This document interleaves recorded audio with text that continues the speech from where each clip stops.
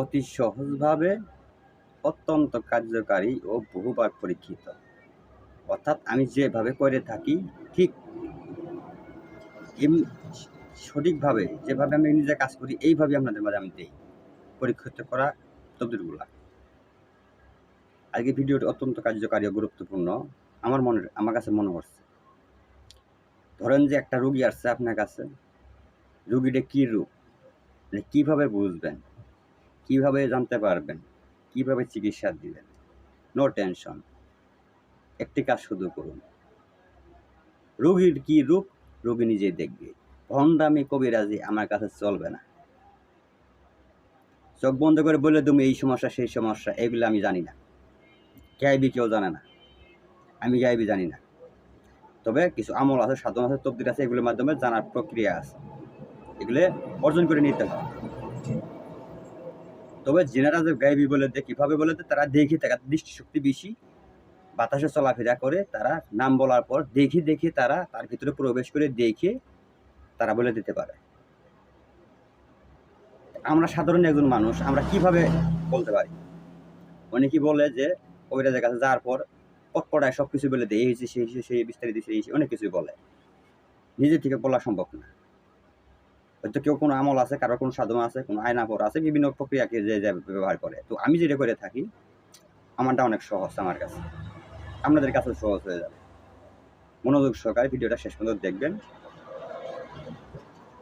এই আমলটি করেন, আপনার কাছে একটা রোগ আসবে, একটা রোগী আসছে, যদি বলে কী সমস্যা রোগ দেখেন, আপনি কি করবেন?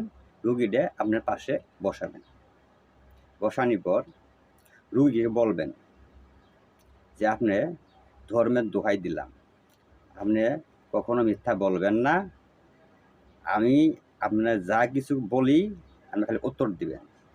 আপনি এই মুহূর্তে চোখটা বন্ধ করবেন। বন্ধ করার পর যে পর্যন্ত আমি অনুমতি না দিছি এই পর্যন্ত আপনার চোখ খোলা যাবে না।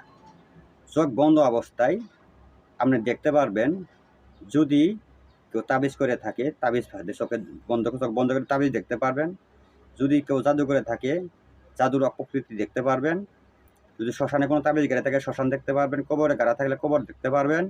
যদি কোনো জিন আশ্রয় করে থাকে, তাহলে ওই জিন সশরীরে আপনার শাড়ির সামনে হাজির হবে, ভয় পাবেন না। আপনি দেখে বলবেন যে কেমন আকৃতি দেখা যায়, কীরকম দেখা যায়।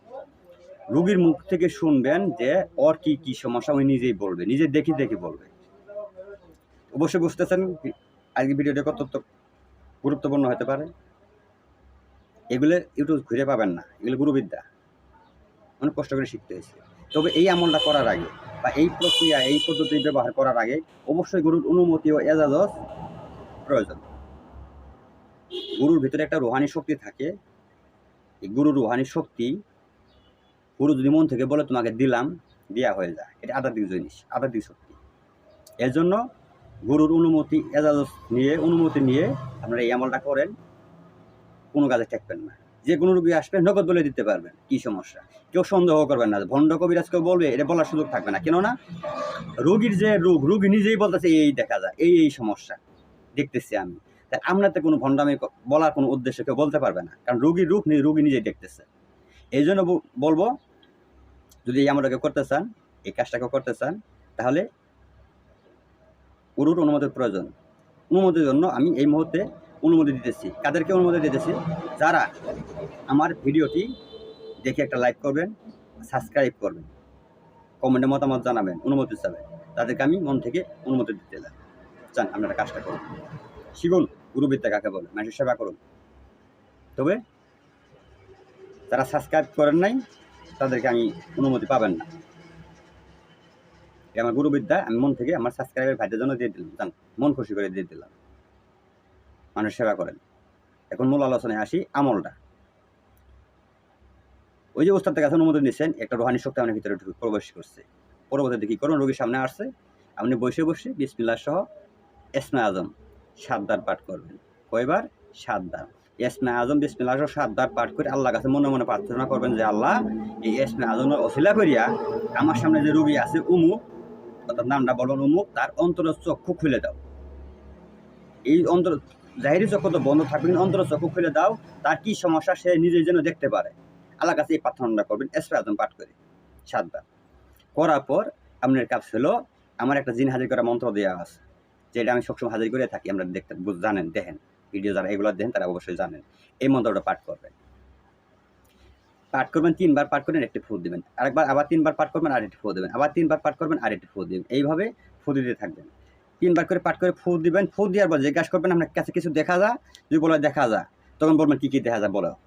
এই দেখা যায়, তখন জিজ্ঞাসা করবেন। যদি কই না দেখা যায় না, তখন আবার 3 বার পাঠ করে আবার ফু দিবেন। আবার যদি আবার জিজ্ঞাসা করেন, যদি না দেখে আবার 3 বার পাঠ করে আবার ফু দিবেন। অবশ্যই দেখা দিবেই।